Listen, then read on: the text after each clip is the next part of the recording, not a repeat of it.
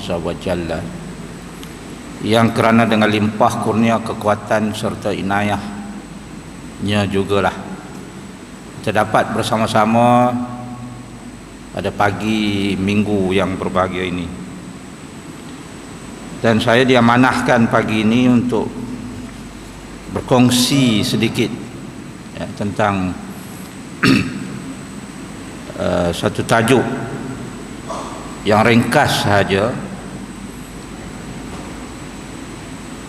iaitu jiwa hamba. Saya kira tajuk ini sangat bertepatan dengan sambutan kemerdekaan yang baru kita lalui. Kerana hamba itu lawannya merdeka. Dan apabila kita nak memahami arti ataupun pengertian hamba, bagus juga kalau kita cuba untuk memahami apa itu merdeka.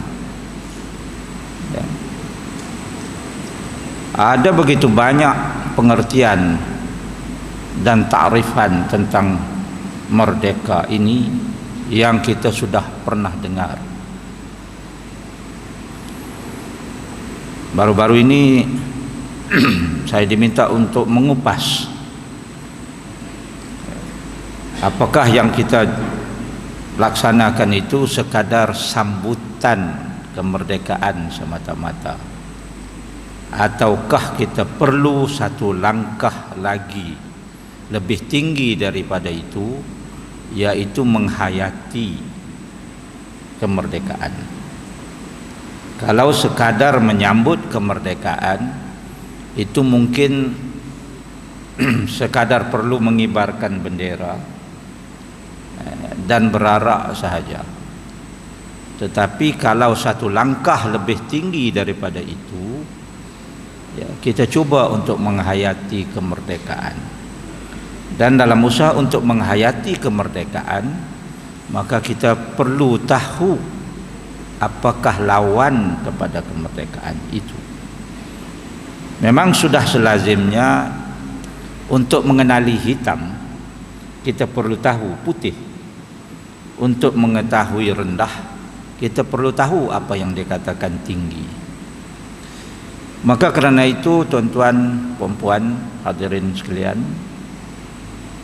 pagi ini saya ingin memetik takrifan daripada beberapa orang tokoh besar agar kita mengerti apa yang dimaksudkan dengan kemerdekaan, supaya nanti kita faham apa artinya perhambaan. Scholar yang pertama ataupun sarjana yang pertama yang saya ingin petik ialah daripada Malik bin Nabi. Malik bin Nabi ini satu nama besar, seorang ahli fikir Islam yang berasal dari Algeria. Kalau kita begitu lama di bawah 100 tahun lebih di bawah cengkaman British, Algeria begitu lama di bawah cengkaman Perancis. Kebanyakan daripada kita ini menuntut ilmu dalam kerangka yang ditinggalkan oleh British. Begitu juga dengan kebanyakan cendekiawan Algeria. Mereka menuntut ilmu dalam kerangka yang ditinggalkan oleh Perancis. Kerana itu banyak penulisan Malik bin Nabi ini ditulis dalam bahasa Perancis. Apa kata beliau? Beliau menjelaskan bahawa perjuangan membebaskan tanah air, itu perjuangan yang dituntut Dan kalau kita lihat dalam sejarah, nenek moyang kita sudah pun melaksanakan yang itu. Sejak daripada Ogos 1511, nenek moyang kita sudah pun berusaha untuk membebaskan tanah air. Itu sudah sewajarnya dilakukan oleh mana-mana bangsa pun di dunia ini yang dijajah oleh kuasa luar. Jadi kata Malik bin Nabi, perjuangan membebaskan tanah air harus segera disusuli dengan perjuangan memerdekakan minda. Dia tak boleh berjuang untuk membebaskan tanah air secara fizikal semata-mata. Seandainya tidak disertai ataupun disusuli dengan perjuangan memerdekakan minda, maka perjuangan itu belum cukup, belum sempurna, ya, belum komplit. Jadi perjuangan memerdekakan minda ataupun dalam bahasa Arab disebut istiqlal al-aql, itu harus seiring dengan perjuangan memerdekakan tanah air tadi. Ya, bagi beliau, apalah arti kemerdekaan bumi pertiwi jika rakyat pribuminya masih tetap berminda anak jajahan? Ya. Apalah arti kemerdekaan bumi pertiwi jika rakyat pribuminya masih tetap berminda anak jajahan? Jadi kita tengoklah kita macam mana. Masihkah ada ataupun masihkah ramai di antara kita ini yang berminda anak jajahan,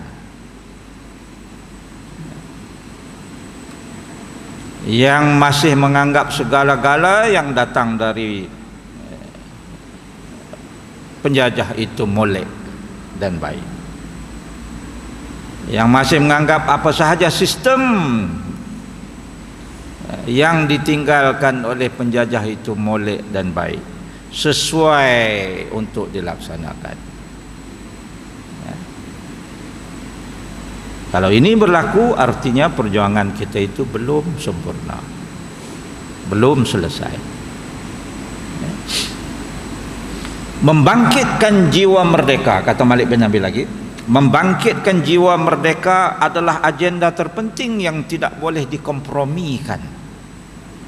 Tak boleh dikompromikan. Ya.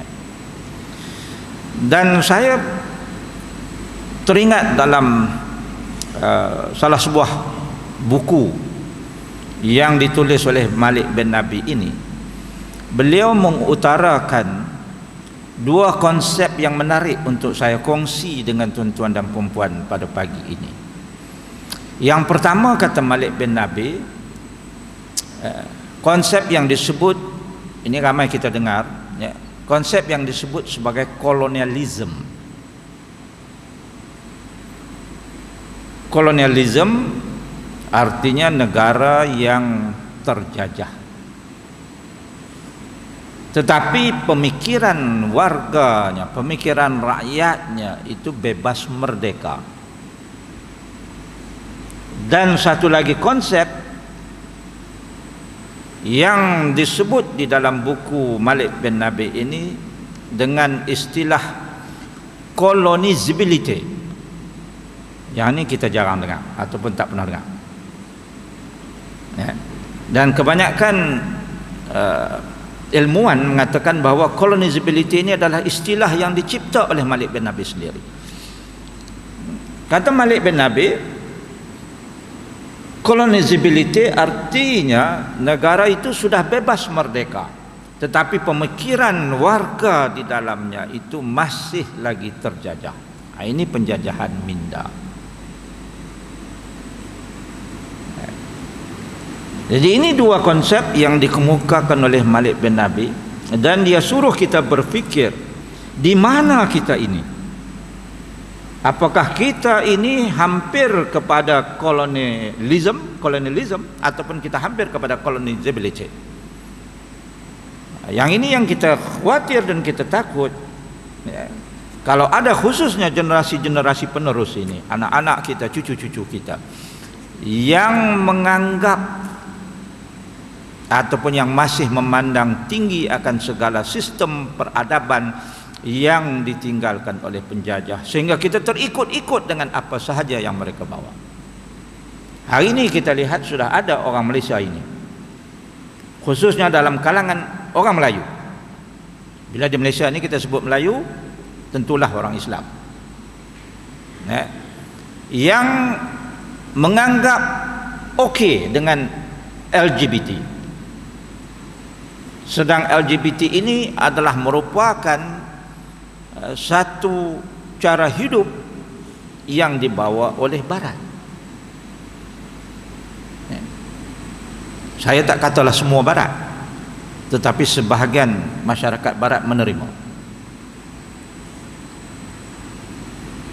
Sudah ada orang Malaysia yang menganggap okey perkahwinan sesama jenis.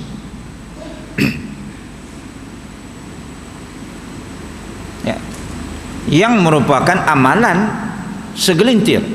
Ini tidak ramai, segelintir, tetapi sudah ada masyarakat Barat. Walaupun Vatican Pope juga menolak perkahwinan sesama jenis, dan baru-baru ini the World International Court menolak perkahwinan sama jenis, tetapi menjadi amalan segelintir masyarakat Barat. Dan sudah ada orang kita, orang Malaysia, yang menganggap boleh diterima. Ini colonizability, ya.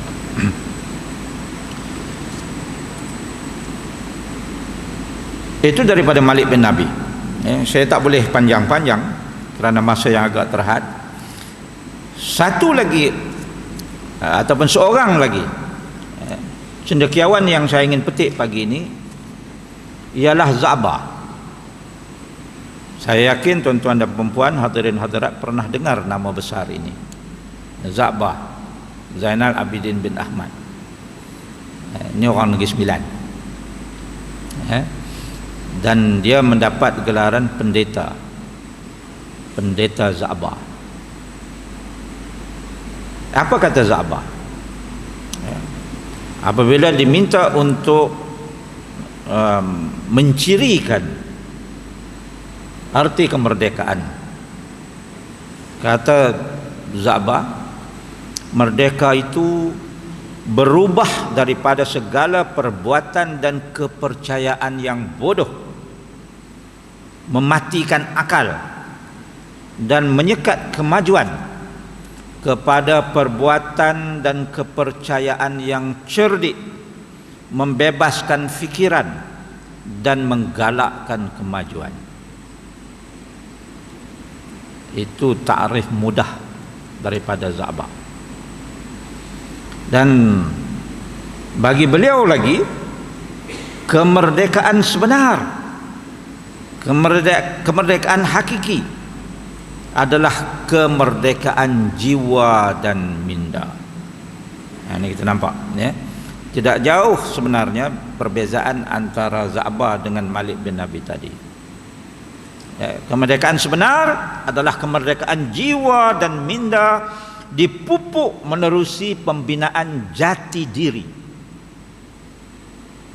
Dan jati diri ini dibentuk daripada 4 aspek ataupun 4 tiang utama.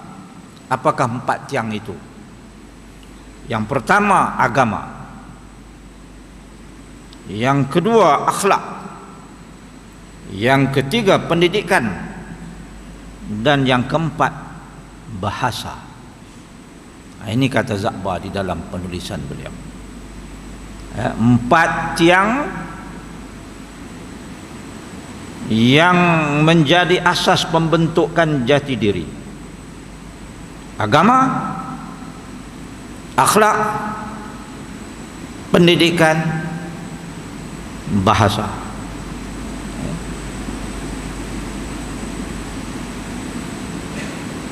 Dan antara keempat-empat ini, kata Za'bah, sudah pasti agama lah yang paling signifikan. Hanya dengan agama sahaja jiwa manusia akan mengecapi kemerdekaan sebenar. 4 tadi itu mustahak, tetapi daripada 4 ini agama nombor wahid, agama nombor 1. Sebab itu kalau kita lihat dalam penulisan-penulisan dan dalam perjuangan Za'ba, kita dapat jumpa begitu banyak elemen islah berdalilkan Al-Quran, bersendikan akal dan ilmu pengetahuan. Itu sentiasa diberi keutamaan dalam karya-karya Za'ba. Kerana bagi Za'ba, orang Melayu ini seandainya mau merdeka jiwanya, maka hendaklah membebaskan pemikiran kolot kepada pemikiran yang lebih bernas dan ideal. Sebab itu saya rasa agak pelik apabila membaca dalam berita, apabila dikatakan bahawa pelajar-pelajar Melayu itu kurang berminat untuk mempelajari sains. Kan pelik. Dan saya pernah menulis meminta supaya diutamakan sains dalam kalangan orang Melayu, dalam kalangan orang Islam.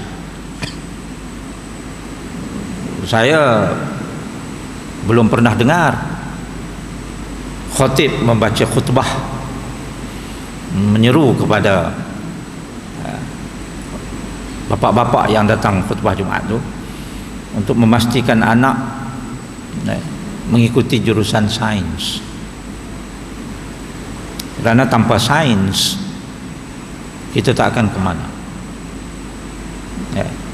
Dalam Al-Quran sendiri begitu banyak elemen sains diperkenalkan.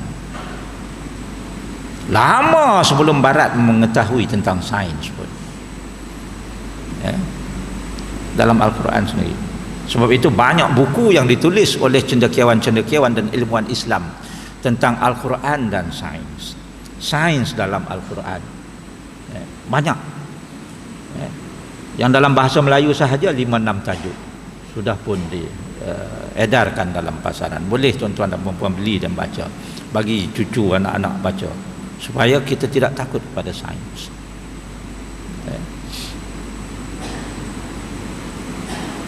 Sebab tanpa sains kita tak akan ke mana. Dan kalau kita lihat di zaman keagungan Islam, kebanyakan ulama itu juga adalah merupakan saintis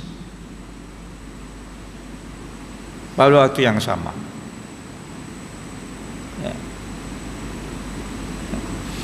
Saya ke Iran tahun 2017 itu atas jemputan Kementerian Pendidikan Iran dan melawat beberapa universiti di sana. Saya lihat banyak karya-karya Omar Khayyam. Tuan-tuan dan puan-puan barangkali pernah dengar Omar Khayyam, pernah baca Omar Khayyam. Di Malaysia ni bila kita sebut Omar Khayyam ini selalu dikaitkan dengan syair rubaiyat. Jadi pada pandangan orang Malaysia ni Omar Khayyam ini penyair. Tetapi apabila saya pergi ke Iran, rupa-rupanya dia bukan penyair, dia saintis.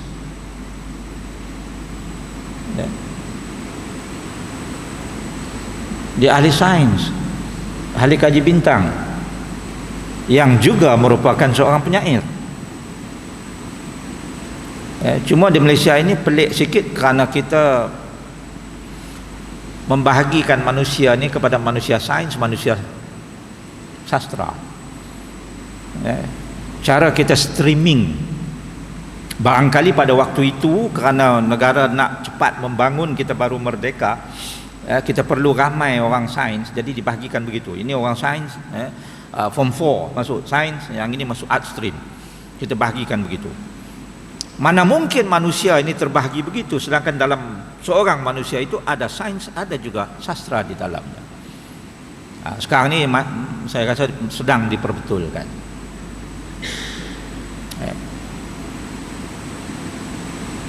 Kata cendekiawan lama, dia kata dengan seni hidup jadi indah, dengan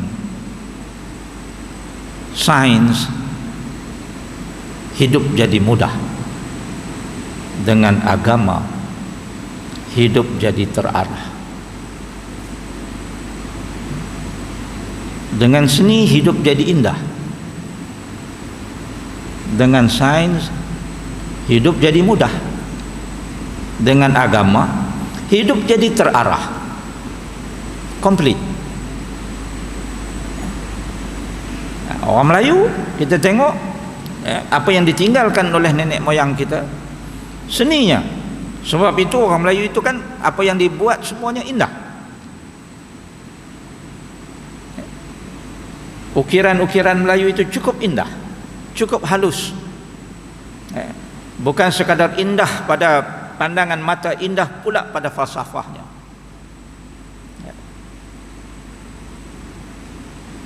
Falsafah ukiran Melayu umpamanya kalau kita study, dia kata tumbuh berpunca-punca penuh rahsia, tajam tidak menikam, belit tidak melilit.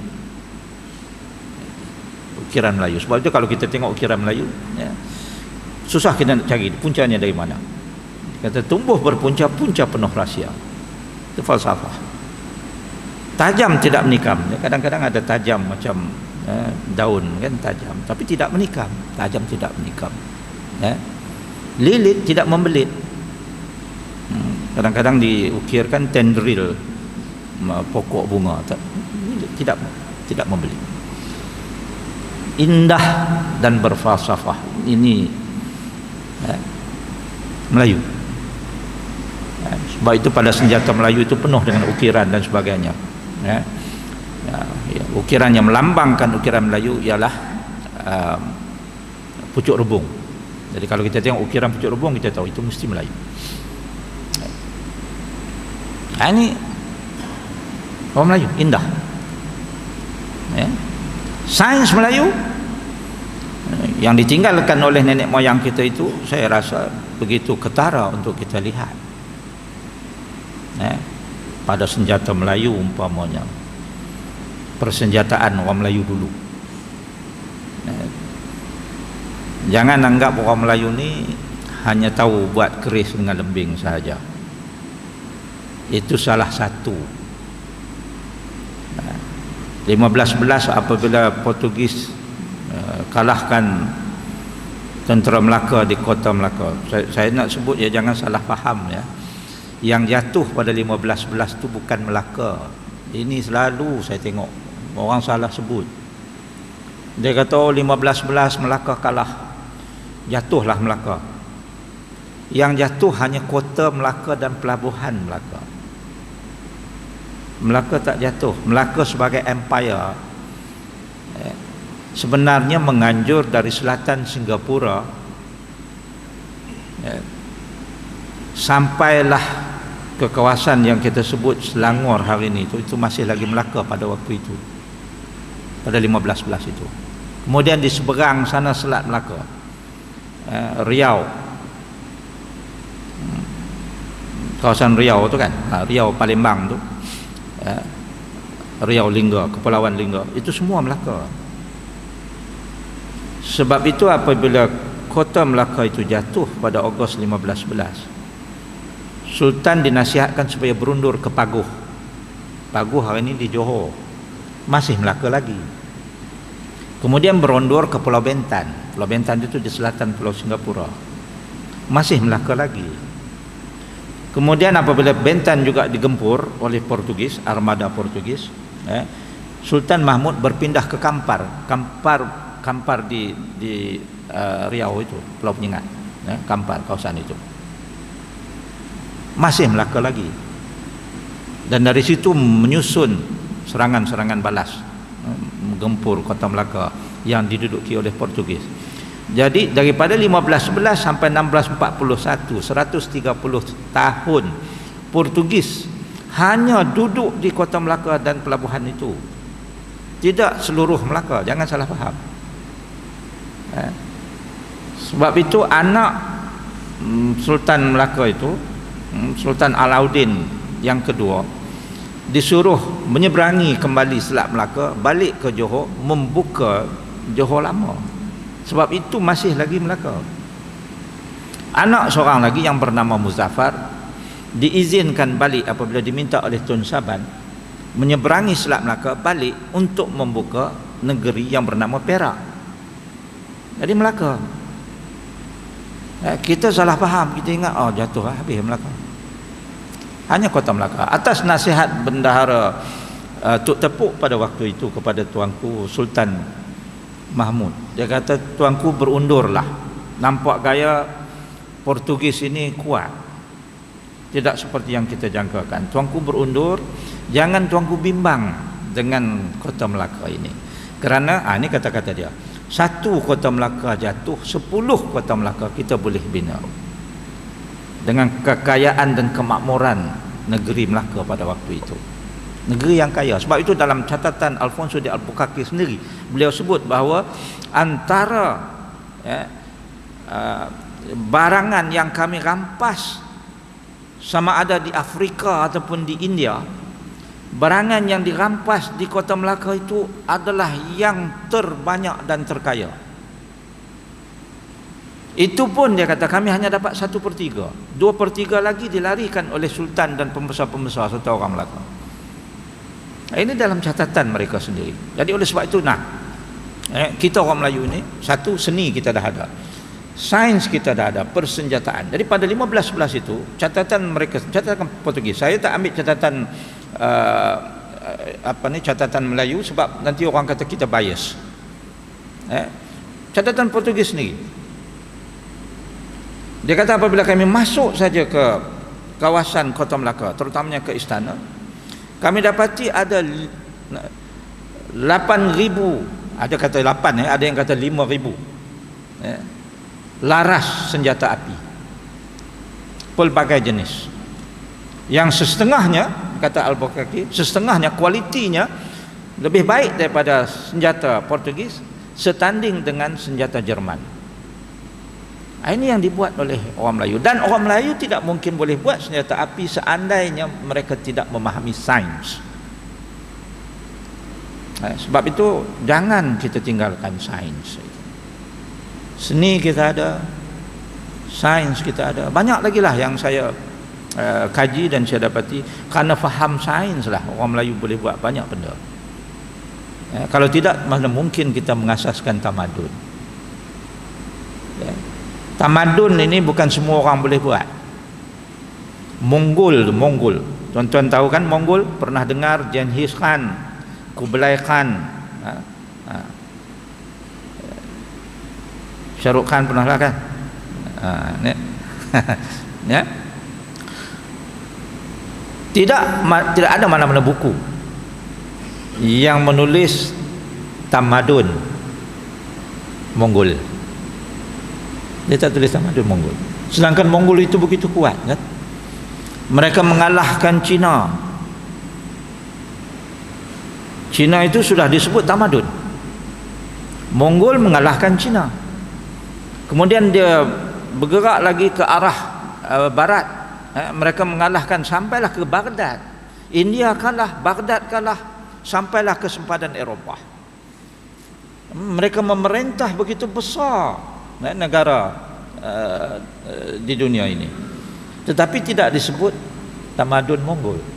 Mana-mana ilmuwan pun yang saya jumpa tidak pernah menulis di dalam buku mereka itu sebagai tamadun Mongolia ataupun tamadun Mongol. Ya, Mongol civilization itu tidak ada.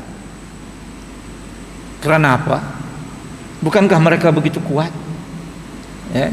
Kekuatan Mongolia Genghis Khan pada waktu itu ialah pada kuda mereka. Kuda yang dilatih itu, dia boleh berlari tanpa perlu dipacu, dan mereka boleh menggunakan kedua-dua tangan untuk memanah. Itu kekuatan yang menyebabkan Cina, sehebat-hebat Cina, tamadun Cina itu jatuh, diserang di Mongol. India jatuh, Baghdad, kerajaan Islam jatuh. Bukankah kita sudah ada tamadun pada waktu itu? Jatuh oleh orang yang tidak bertamadun. Mereka tidak disebut tamadun kerana tidak ada ilmu. Yang disebut tamadun, tamadun Greek purba, tamadun Rom disebut itu tamadun. Islam disebut tamadun, ya, tamadun Islam.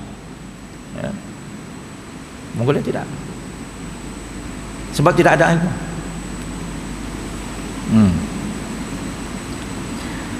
Cuma apabila mereka sampai ke Baghdad itu, dan kita baca dalam sejarah pun, nak menyeberangi sungai, dia ambil buku-buku daripada khazan Kutub Khanah, disusun untuk buat jambatan, sebab dia tak tahu kata buku tu dalam tu ada ilmu. Ya. Okay, dan ilmuwan barat kata, ni yang kita ada, ilmu yang kita ada hari ini ni, yang berpunca dari barat itu, dia kata itu pun saki-baki sedikit buku-buku yang terselamat di Baghdad itu. Bayangkan, dia kata, kalaulah Mongol tidak menyerang Baghdad dengan buku-buku khazanah ilmu yang begitu banyak, dunia ini, ilmuwan barat kata, kami yakin akan lebih maju, lebih baik daripada apa yang ada sekarang. Dengan ilmu yang sedikit yang tertinggal tu, saki-baki. Ya. Dan Mongol jadi malu apabila mereka menguasai Baghdad. Ya. Ini berpuncanya kenapa mereka memeluk agama Islam. Dia kata, kita ni kuat, kita mengalahkan mereka. Ya. Dan mereka ini tentu sudah melakukan dosa yang besar sehingga Tuhan menggerakkan kita untuk datang ke sini. Ini kata panglima-panglima Mongol. Ya. Mereka ini kuat, kita ini kuat, kita kalahkan mereka, tapi kita malu kerana mereka lebih pandai, lebih cerdik, lebih berilmu daripada kita. Dan kalau kita lihat, mereka ini jadi begitu kerana pegangan mereka. Jadi bagus kalau kita tengok pegangan mereka itu, dan akhirnya mereka memeluk Islam. Sebab itu kalau kita baca Babur kalau di India tu, ya, Babur itu memeluk agama Islam.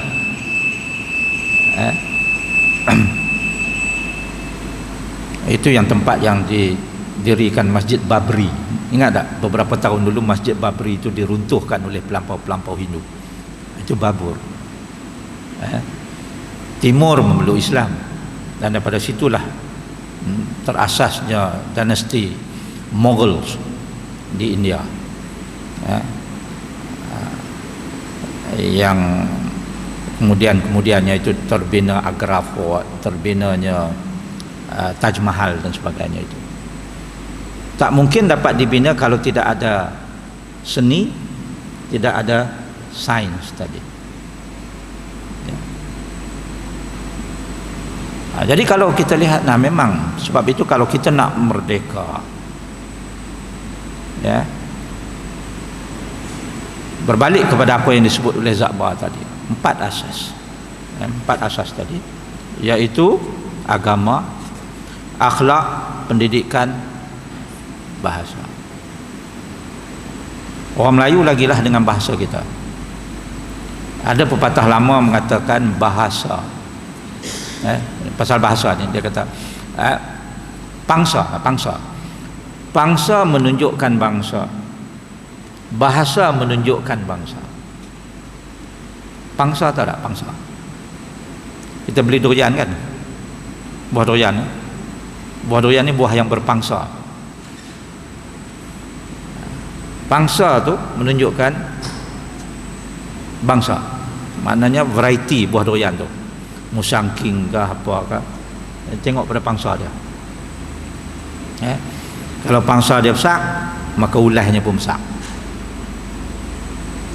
Jadi kata cendekiawan Melayu lama, dia kata pangsa menunjukkan bangsa, bangsa buah itulah. Bahasa menunjukkan bangsa, bahasa menunjukkan bangsa manusia. Sebab tu kalau kita tengok orang yang berilmu bahasanya lain berbanding dengan yang tidak berilmu. Ya. Orang yang tidak berilmu buka mulut saja dengan maki hamun, dengan suara yang keras dan sebagainya. Jadi dari bahasa itu kita tahu siapa dia. Saya mengajar psikologi komunikasi di UPM. Salah satu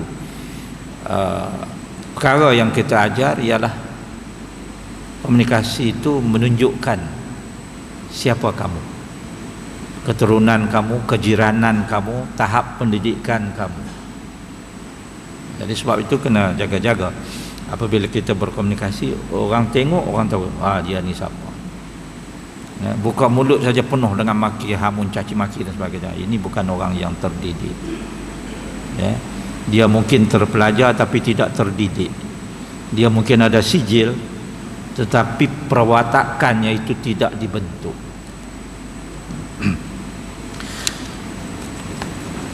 Dalam masa yang terhimpit ini saya ingin berkongsi beberapa ciri ya merdeka yang sebenarnya. Ya, untuk membebaskan kita ini daripada berjiwa hamba. Yang pertama, merdeka dari belenggu penjajah. Merdeka dari belenggu penjajah. Ini orang tua-tua kita berjuang daripada 1511 sampai 1957. Ya, penjajah pun baliklah negeri mereka. Yang kedua, merdeka dari serangan pemikiran penjajah. Ya, merdeka dari serangan pemikiran penjajah. Al-ghazw wal fikr. Penjajah ni di mana-mana pun di seluruh dunia ni lah, dalam sejarah umat manusia ni tidak ada penjajah yang budiman. Kena ingat tu. Kalau dia mai jajah tempat kita ni, maknanya dia bukan budiman. Jangan kata British ni baik. Mana ada baik? Kalau baik dia tak mai jajah kita. Berapa ramai nenek moyang kita yang terbunuh kerana melawan British. Ya. Tak kiralah sama ada di utara ini ataupun ya, dalam perang Perak ke, perang Pahang, perang Terengganu ataupun perang Kelantan, Pasir Putih ya. Di mana sahaja tidak ada yang budiman. Mereka hanya berminat untuk mengaut, exploit hasil bumi anak negeri yang dijajah.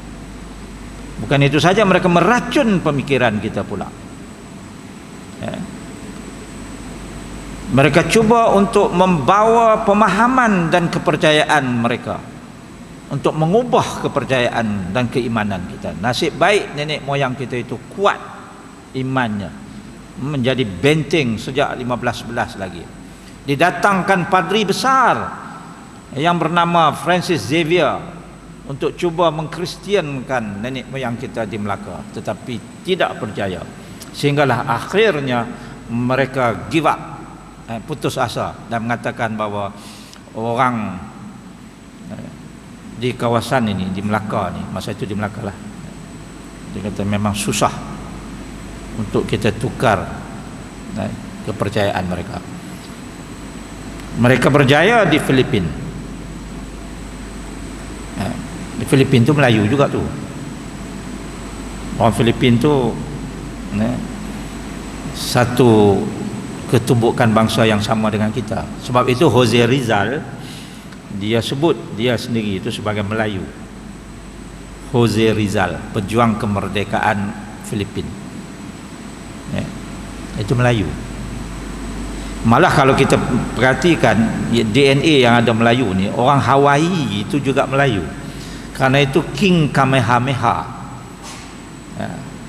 raja terakhir Hawaii, apabila dia melawat ke Thailand, dia kata dalam DNA dia itu ada darah Melayu. Jawab Raja Siam pada waktu itu, dia kata dalam darah kami pun ada darah Melayu. Ini Melayu sebagai satu ras etnik Melayu Mahawangsa. Sebab tu disebut alam Melayu, the Malay world, yang kawasannya dari Madagaskar sampai ke Hawaii, meliputi kawasan Maori di New Zealand. Itu Malayo Polinesia. Masuklah kita ni. Jadi orang barat dia datang ke sini sebab di sini ada banyak benda yang dia nak daripada kita, selain pada hasil bumi lah. Yang ketiga, merdeka dari penjajahan ekonomi. Ini dah merdeka ke belum ni? Penjajahan ekonomi. Beras tak cukup nak makan, bergantung kepada orang. Makanan ruji tu, kalau burger import mana Sabah, sebab burger bukan makanan ruji. Ini nasi, makanan ruji kita. Production kita hanya 60 atau 70% sahaja. 30-40% lagi kena import. Import dari Siam, import dari Pakistan. Baru ni kata Pakistan tak mau jual. Sudah, kita dah susah hati. Itu penjajahan ekonomi. Keempat, merdeka dari belenggu keberhutangan yang melampau. Keberhutangan yang melampau. Sebab itu dalam Islam kita dinasihatkan supaya jangan terlampau banyak berhutang. Diajarkan supaya berdoa, minta kepada Allah supaya dilepaskan daripada hutang, kerana orang yang berhutang ni adalah orang yang tidak merdeka. Banyak negara Afrika hari ini akan tergadai kepada China kerana keberhutangan yang melampau kepada China. Baru ni saya tengok di Tanzania sudah ada banyak dibina bangunan-bangunan yang berbentuk kecinaan, yang berbentuk pagoda dan sebagainya. Sudah diajarkan seni bela diri, kungfu tu. Dan ada mang pun dah, mang dari kalangan orang Tanzania, orang kulit hitam. Mang, Sami. Afrika ni dulunya kalau kita tengok root dia adalah orang Islam. Orang Islam kulit hitam. Sebab apabila kita berhutang banyak, kita terhutang banyak, kita tidak ada kebebasan lagi. Akhirnya negara tergadai, akhirnya maruah tergadai, dan akhir sekali itu akidah boleh tergadai. Itu bahaya hutang, beyond the mean. Hutang sehingga tak boleh bayar. Yang kelima, merdeka dari budaya menciplak yang songsang, yang tidak ada kena mengena dengan adat resam kita. Ciplak itu, tak merdeka daripada rasa teringin nak ciplak orang. Dulu-dulu tahun 50-an kan orang kita pergi belajar di UK terutamanya, dia bawa balik, dia ciplak bawa balik budaya orang barat, orang UK. Contohnya dia balik, dia pakai coat, three-piece suit, siap dengan vest, dan dia blade muffler di tengkuk dia. Sebab dia tengok di UK sana orang putih pakai macam tu, dan dia pun kena pakai macam tu, samalah di sana sebab di sana sejuk kan. Walaupun di UK tu kata ada musim panas, tapi musim panas dia pun sejuk, musim panas pun dingin lagi. Kalau musim sejuk lagilah ketang sejuk. Dia balik mai sini, dia pakai three-piece suit, ikat muffler lagi, duduk berjalan dalam kebun getah, hangat mampu. Jadi itu menciplak, menciplak yang perkara yang tak sesuai dengan kita. Dia tengok orang barat minum alkohol antuk gelas kan, cheers. Balik sini dia pun buat macam tu juga. Antuk kelas dan minum arak juga. Ini yang dikatakan budaya menciplak yang songsang. Seolah-olah kalau tak hantuk gelas minum arak tu low standard, kan? Dan kita tengok tradisi ini diamalkan dalam militeri, di mes-mes. Sampailah tahun 80-an kalau ada function militeri ini dihantuk gelas juga. Lah ni tahun 80-an itu diubah dah. Masih lagi hantuk gelas, cheers, dia toast, tapi tidak menggunakan arak lagi, dia guna teh. Tapi budaya itu masih lagi dibuat. Kalau orang putih tu, in the name of God, I would like to toast, dia pun ikut. Dan tuan-tuan barangkali masih ingat ya, kalau dulu hakim kita itu pakai wig, pakai cemara, dia kena pakai rambut palsu yang warna putih itu. Sebab dia tengok di UK sana orang buat macam tu.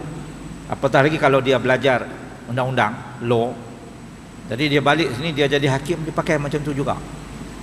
Seolah-olah kalau dia tak bubuh rambut palsu putih tu atas kepala, keadilan tidak dapat ditegakkan apabila menghukum. Itu mentaliti yang dijajah.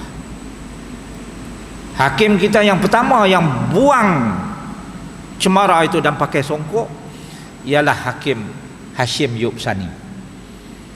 Dia kata tak mau pakai ni, pelik, buang, dia pakai songkok. Satu Malaysia bergegar pada waktu itu, mempersoalkan kenapa Hashim Yub Sani buang cemara dan pakai songkok. Kita khawatir nanti tidak adil. Amboi, keadilan terletak pada cemara tu kah? Ini kata pemikiran yang terjajah. Banyak lagi lah. Sampai ke hari ini pun masih ada lagi orang yang ikut. Saya tanya kawan saya, menang pilihan raya, jadi yang berhormat. Yang berhormat masuk Dewan Negara lah, Dewan Rakyat, Dewan Rakyat. Dewan Rakyat. Saya tiap-tiap penggal saya bawa pelajar saya pergi ke Dewan Rakyat tu, sebab saya mengajar subjek perdebatan. Jadi bawa budak-budak ni 2 bah kali pergi masuk, hamba tengok yang berhormat berdebat macam mana. Banyak kali kita tak berdebat, kita bertengkar. Dia berdebat ni lain. Yang kita buat dalam dewan tu kebanyakannya bertengkar, ni nanti yang berhormat marah pula. Dalam Dewan Rakyat tidak dibenarkan tepuk tangan. Tepuk tangan macam tak boleh. Ahli Dewan Rakyat tu, kalau katakan dia puas hati dengan perdebatan juga, dia tepuk tangan, tanda sokongan. Tak boleh. Considered unparliamentarian. Jadi dia kena buat apa? Kalau dia menyokong, dia kena tepuk meja. Ini tuan-tuan dan puan-puan tengok malam-malam tu kan, apabila rakaman tu ada yang berhormat tepuk meja, bum bum bum bum bum bum bum bum. Saya tanya kawan saya yang jadi yang berhormat, saya kata kenapa tepuk meja, tidak tepuk tangan? Kenapa tepuk tangan tak boleh? Dia kata aku tak tahu lah. Jadi secara tradisi dia kata kita tepuk meja. Maknanya mengikut tanpa faham. Mengikut tanpa faham. Inilah ni, menciplak tanpa faham. Saya tanya banyak kali, dia kata jangan tanya banyak sangat, aku baru menang. Tanya yang dah lama-lama. Serupa agak tanya yang lama pun, jawab dia sama juga. Tradition. Siapa set the tradition? UK. Karena kita ikut dia punya sistem Westminster Parliament. Yang keenam, merdeka dari akhlak yang buruk dan keji, serta nafsu serakah yang buruk dan hina. Yang ketujuh, merdeka dari akal yang terbelenggu dengan kemabukan, sama ada disebabkan oleh arak ataupun dadah dengan pelbagai jenis dan bentuk. Ini termasuklah mabuk ketum dan sebagainya. Ketum ni orang tua-tua dulu minum jadi tonik, perkuat badan. Orang hari ni, budak-budak muda ni, dia minum, dia akan menjadi kuat, dia jadi bengong. Orang dulu minum tak campur apa-apa, ayak ketum saja. Saintis-saintis muda kita ni, dia try campur macam-macam. Bubuh Red Bull lah. Kampung saya banyak pokok ketum. Puak-puak minum ketum ni memang tak tentu arah. Kita tanya siapa minum ketum. Oh, Tok Wan aku dulu minum. Tok Wan minum, dia tak jadi lagu tu. Dia jadi kuat, pika bendang, boleh angkat padi, boleh pukul padi. Hang minum cari longkang. Yang ke-8, merdeka dari kemalasan. Ni berat ni. Merdeka dari kemalasan, kealpaan, ketakutan, kelalaian, kemiskinan, kepapaan, kebodohan, kelemahan dan pelbagai jenis penyakit jiwa yang berbahaya. Ini semuanya adalah merupakan penyakit jiwa. Kita naklah memerdekakan kita daripada penyakit-penyakit ini. Yang ke-9, merdeka dari kemurungan, kedukacitaan, kesedihan, perasaan yang lemah dan pemikiran yang lemah. Duduk saja-saja merasa sedih. Siapa suruh sedih tak tahu. Tanya awak duduk sedih, tak tahu merasa sedih awak tahu. Kalau dah duduk sedih itu, cuba bangkit. Dia buat cucuk ke apa ke. Yang ke-10, merdeka dari perpecahan, pergaduhan, permusuhan dan perseteruan serta peperangan saudara. Ini kita, maaf cakaplah ya, orang Melayu ni kesatuan dan penyatuan kita itu. Hari ini kita banyak berpecah. Berpecah dan banyak benda lah, kerana banyak benda kita berpecah. Dan paling ketara kita berpecah kerana perbezaan ideologi politik. Politik itu bagus. Dalam Islam ada politik. Kerana tanpa politik, bagaimana kita nak meneruskan pemerintahan dan sebagainya. Tetapi berpecah kerana perbezaan ideologi, itu yang tak bagus. George Curzon ataupun Lord Curzon, ini setiausaha luar British. Apa dia kata? Dia kata kita mesti hentikan apa jua usaha yang membawa kepada kesatuan antara umat Islam. Sebagaimana kita telah berjaya menghapuskan khilafah Osmaniyah lah, sebagaimana kita telah berjaya menghapuskan khilafah, maka kita perlu pastikan tidak ada lagi kebangkitan kesatuan bagi orang Islam, sama ada kesatuan intelektual maupun kesatuan budaya mereka. Ini adalah merupakan ucapan Lord Curzon di dalam Parlimen United Kingdom. Dan kita terikut-ikut. Sebab apabila kita berpecah macam itu, kita tidak ada solidariti. Tidak ada solidariti, tidak ada ketumbukan kekuatan. Tidak ada ketumbukan kekuatan, tidak ada suara. Kalau dalam sistem demokrasi, kita perlukan kekuatan suara ini supaya kita boleh terus hidup sebagai orang Islam di negara kita ini. Kalau kita dah berpecah, tak ada suara, nanti banyak benda yang kita nak buat, kita tak boleh buat. Contoh hari ini, nak mengajak hadis 40 dah tinggal 35.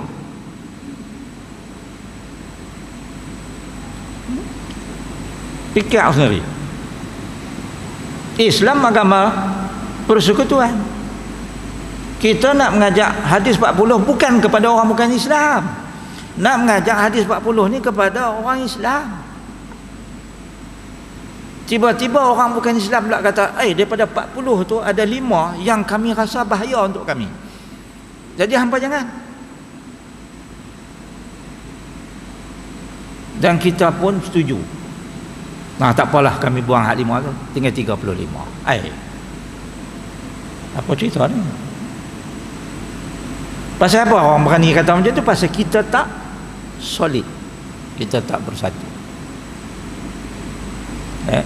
Yang ke-11, merdeka dari kelemahan pembinaan institusi kekeluargaan seperti rapuhnya rumah tangga. Tahap perceraian yang begitu tinggi mutakhir ini. Ya, nikah cerai itu adalah merupakan ketentuan, tetapi ketidakbertanggungjawaban terhadap anak-anak